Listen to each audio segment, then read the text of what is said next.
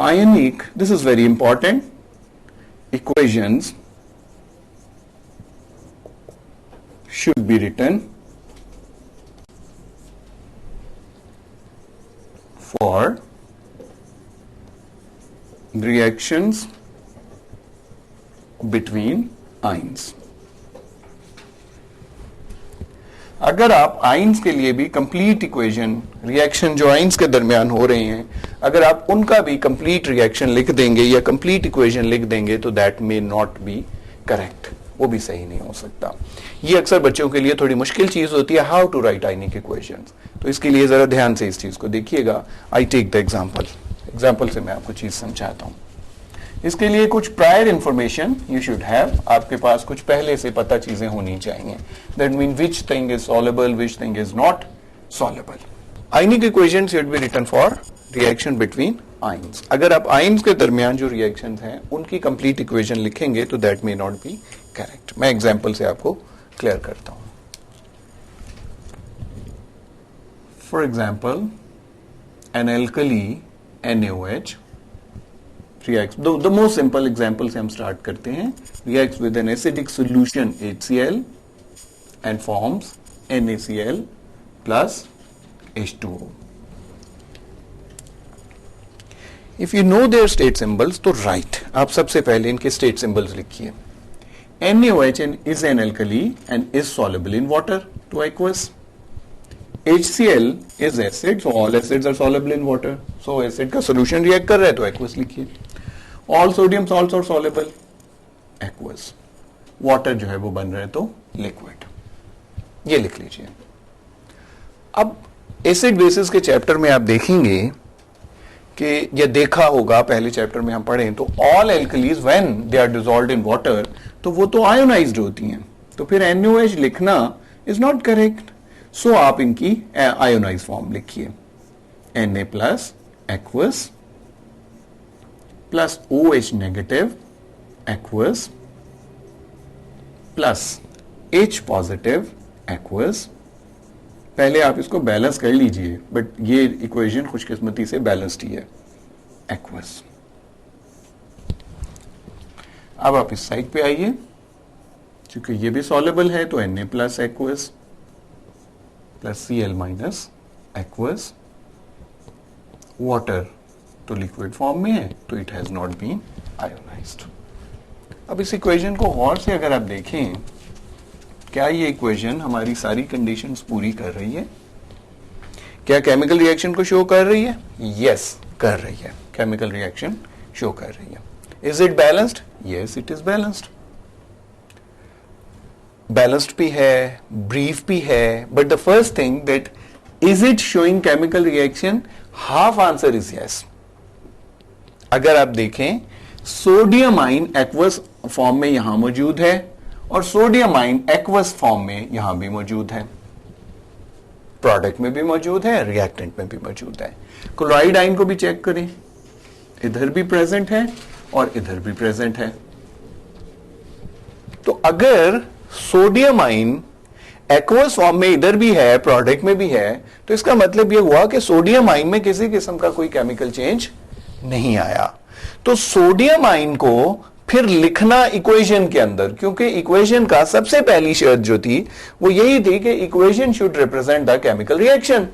तो sodium ions and chloride ions, they are not undergoing any kind of chemical change, they are not representing any reaction. So हमें इस किस्म की equations में हमें इनको डिलीट कर देना चाहिए, and they are deleted. They are called as spectator ions. Then they are called as spectator ions. They do not take part in chemical reaction. तो इस वजह से फिर इनको they should not appear in a chemical equation. So the chemical equation left for the reaction between sodium hydroxide and HCl would be hydroxyl reacting with H positive ion forming H2O liquid. So this is the actually equation that is representing the reaction between hydrogen ion and hydroxyl ions. This is called as ionic equation. सो इस वजह से normal जो reactions हैं which do not involve the reaction between ions, उनको तो आप equation पहली 4 conditions के मुताबिक लिखें, लेकिन जो रिएक्शंस इन्वॉल्व करते हैं आइंस को तो उनकी ionic equation should be written, otherwise they may not be correct, वो सही नहीं होंगी.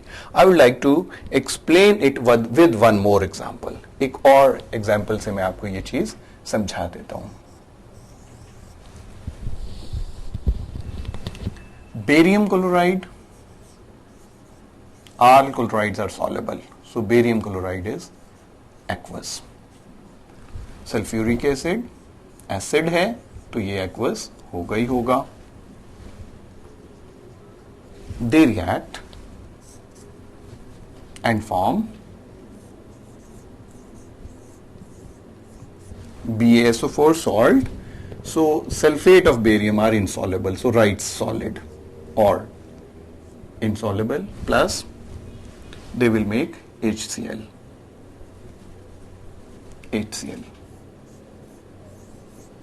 So ये एक्वस ही है. बैलेंस कर लें तो 2 यहां पे आपको लगाना पड़ेगा मे बी.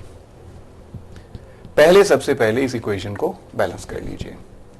अब उनकी जो आपने उनकी डिसॉल्व फॉर्म या इनसॉल्युबल फॉर्म लिखी हैं, अगर वो एक्वस है तो फिर it should be in ionic form. Like ये देखिए एक्वस है तो बेरियम पे 2+ चार्ज है तो इसकी ये फॉर्म लिखें.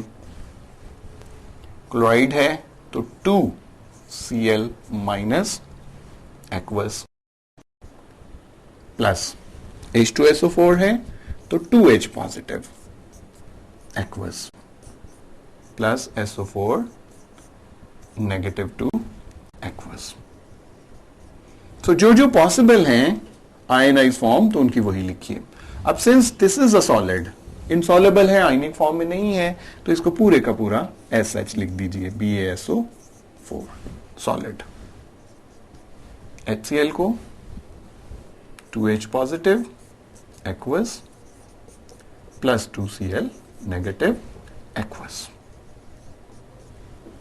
The first step in writing the ionic equation, proper जो उनकी फॉर्म्स हैं, जो एक्वस सॉल्यूशंस हैं, उसके हिसाब से लिख लीजिए. Now see which are the spectator ions.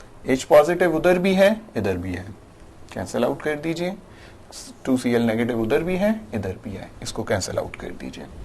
बाकी चीज जो आपके पास बची, barium 2+ aqueous plus sulphate 2- aqueous would give us barium sulfate solid. So this is the ionic equation for this reaction. इसके लिए अगर आप ये लिख देंगे तो ये सही नहीं होगी.